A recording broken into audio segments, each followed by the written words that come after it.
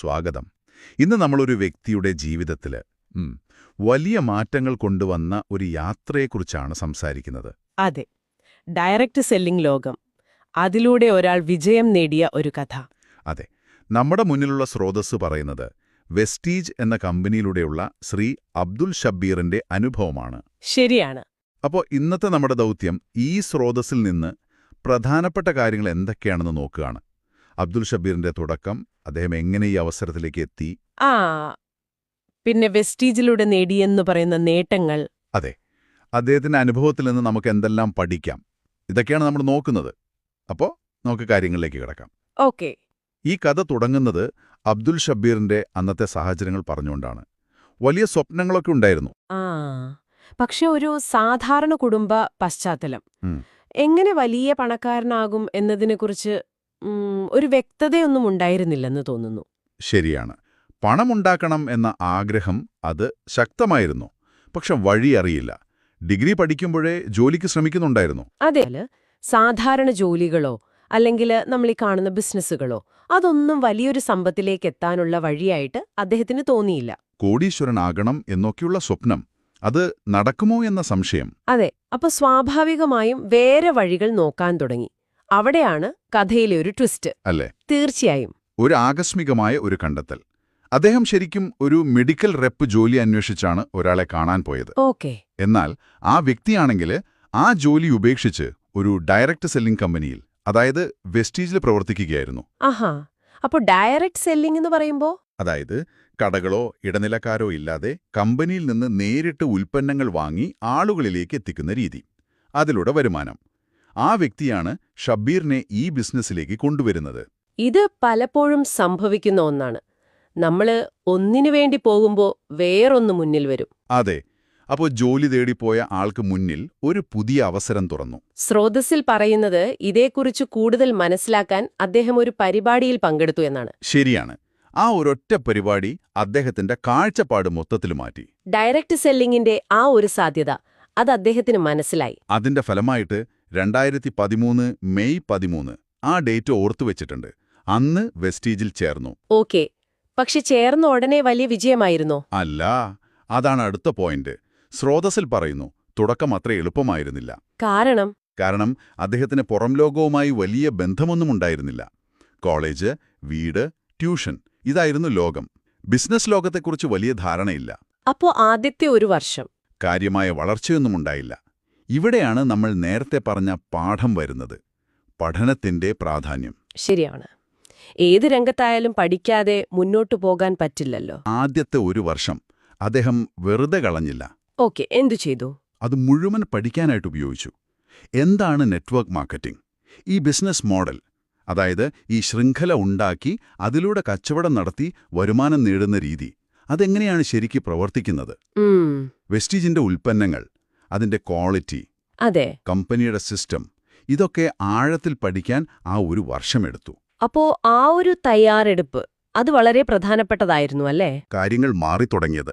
സ്രോതസ്സ് പറയുന്നത് ഈ പഠനം അദ്ദേഹത്തിന്റെ വിശ്വാസം വർദ്ധിപ്പിച്ചുവെന്നാണ്. വിശ്വാസം? എന്തിലൊക്കെയായിരുന്നു ആ വിശ്വാസം? 2 കാര്യങ്ങൾ എടുത്തു പറയുന്നുണ്ട്. ഒന്ന്, വെസ്റ്റീജ് മാനേജ്മെന്റിലുള്ള വിശ്വാസം, കമ്പനിയുടെ രീതികളിലും കാഴ്ചപ്പാടിലും. ഓക്കെ. 2, ഉൽപ്പന്നങ്ങളിലുള്ള വിശ്വാസം. അത് വെറും കേട്ടറിവല്ല, പേഴ്സണൽ എക്സ്പീരിയൻസ് ആയിരുന്നു. അതാണല്ലോ ഏറ്റവും പ്രധാനം, സ്വന്തം അനുഭവം. അതെ. അദ്ദേഹത്തിന്റെ പിതാവിന് ചില ആരോഗ്യ പ്രശ്നങ്ങളുണ്ടായിരുന്നു. ഓക്കെ. അതിന് വെസ്റ്റീജിന്റെ ഹെൽത്ത് സപ്ലിമെന്റുകൾ ഉപയോഗിച്ചപ്പോൾ നല്ല റിസൾട്ട് കിട്ടി. ശരി. അപ്പൊ സ്വന്തം കുടുംബത്തിൽ തന്നെ ഉൽപ്പന്നം ഫലം ചെയ്യുന്നത് കണ്ടു. അതെ. അത് അദ്ദേഹത്തിന്റെ കോൺഫിഡൻസ് വല്ലാതെ കൂട്ടി. ഒരു പ്രോഡക്റ്റ് മറ്റൊരാൾക്ക് കൊടുക്കണമെങ്കിൽ നമുക്ക് ആദ്യം അതിൽ വിശ്വാസം വേണമല്ലോ. തീർച്ചയായും. ആ വിശ്വാസം കിട്ടിക്കഴിഞ്ഞാൽ പിന്നെ നമ്മൾ ധൈര്യമായിട്ട് സംസാരിക്കും. കറക്റ്റ്. ആ വിശ്വാസം ഉറച്ച ശേഷം കോളേജ് പഠനം കഴിഞ്ഞ ഉടനെ ഫുൾ ടൈമായിട്ട് വെസ്റ്റീജിലേക്കിറങ്ങി. പിന്നെ വളർച്ചയായിരുന്നു. അതെ. അവിടെ നിന്നങ്ങോട്ട് ഗ്രാഫ് മുകളിലേക്കായിരുന്നു. തുടക്കത്തിലെ വരുമാനം എത്രയായിരുന്നറിയുമോ? എത്രയായിരുന്നു? വെറും 400 രൂപ. 400 രൂപയോ? ആദ്യത്തെ വരുമാനം? അതെ, അദ്ദേഹം തന്നെ പറയുന്നതാണ്. പക്ഷെ ഇന്ന് ലക്ഷങ്ങളാണ് മാസവരുമാനം. ലക്ഷങ്ങൾ? അതെ. ഈ ബിസിനസ്സിലൂടെ ഇതുവരെ കോടികളുടെ വരുമാനം നേടിയെന്നും പറയുന്നു. ഇതൊരു വലിയ മാറ്റം തന്നെയാണല്ലോ. 400 രൂപയിൽ നിന്ന് ലക്ഷങ്ങളിലേക്ക്, കോടികളിലേക്ക്. അതെ, അവിശ്വസനീയമായൊരു വളർച്ച. ഈ സാമ്പത്തിക വളർച്ച, അതിന് വേറെന്തെങ്കിലും തെളിവുകൾ സ്രോതസ്സിൽ പറയുന്നുണ്ടോ? കാറുകൾ, വീടുകൾ, അങ്ങനെ? ഉണ്ട്. അത് വ്യക്തമായി പറയുന്നു. ഇന്ന് അദ്ദേഹത്തിന് 5 കാറുകളുണ്ട്. 5 കാറുകൾ? അതെ, അതിൽ ടാറ്റ ഹാരിയർ ഉണ്ട്, പിന്നെ ലക്ഷറി കാറായ മെർസിഡസ് ബെൻസ് വരെ ഉൾപ്പെടുന്നു. ബെൻസ് വെസ്റ്റീജിലൂടെ നേടിയതാണോ? അതെ, വെസ്റ്റീജ് ബിസിനസ്സിലൂടെ മാത്രം ഏകദേശം 3 കോടി രൂപയുടെ ആസ്തിയുണ്ടാക്കിയെന്നും. 3 കോടിയുടെ ആസ്തി! ഇത് വെറും വരുമാനമല്ല, ആസ്തിയാണ്. അതെ, അപ്പോ ജീവിത നിലവാരത്തിൽ വന്ന മാറ്റം നമുക്ക് ഊഹിക്കാം. ശരിയാണ്. തുടക്കത്തിലെ ആ സാധാരണ അവസ്ഥയിൽ നിന്ന് ഇവിടം വരെ എത്താൻ പറ്റിയെന്നത് വലിയ കാര്യം തന്നെ. പക്ഷേ അബ്ദുൾ ഷബീർ കൂടുതൽ ഊന്നൽ കൊടുക്കുന്നത് സ്വന്തം നേട്ടങ്ങൾക്കല്ല, പിന്നെയോ? അദ്ദേഹത്തിന്റെ ടീമിന്റെ വിജയത്തിനാണ്.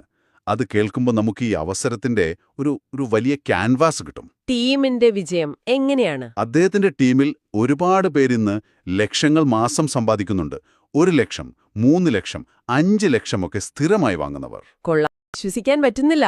അതുമാത്രമല്ല, ടീമിലെ 121 ചെറുപ്പക്കാർ സ്വന്തമായി കാറ് വാങ്ങി ഓടിക്കുന്നു. 121 പേർ? അതെ.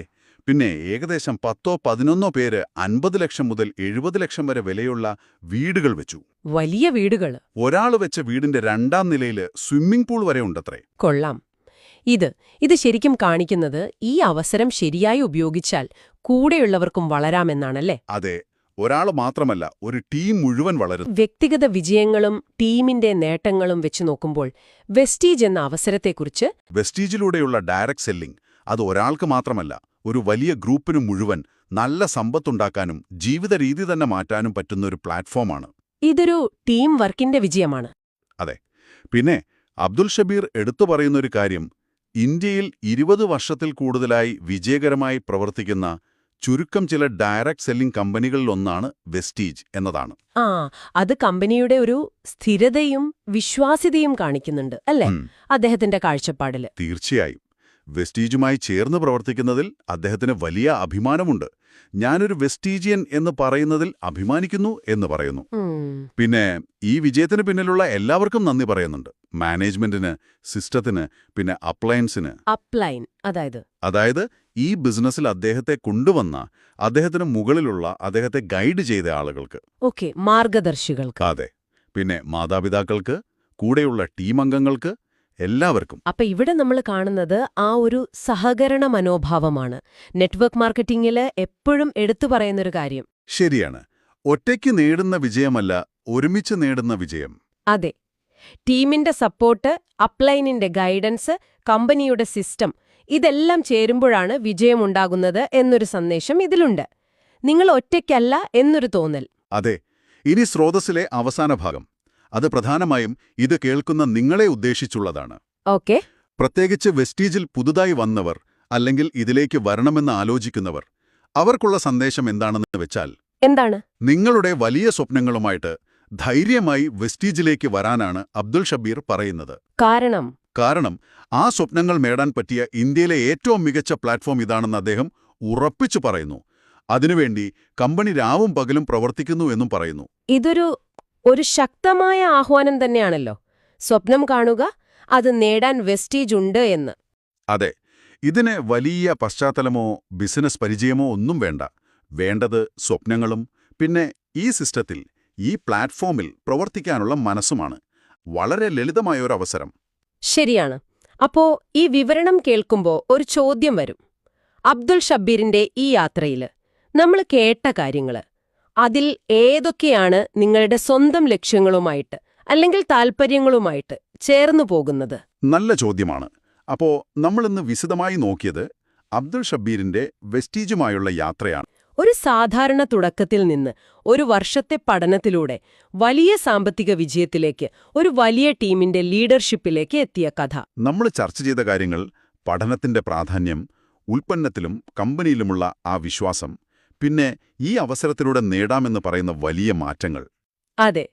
സ്രോതസ് നൽകുന്നൊരു പ്രധാന സന്ദേശം മാറ്റങ്ങൾ സാധ്യമാണ്.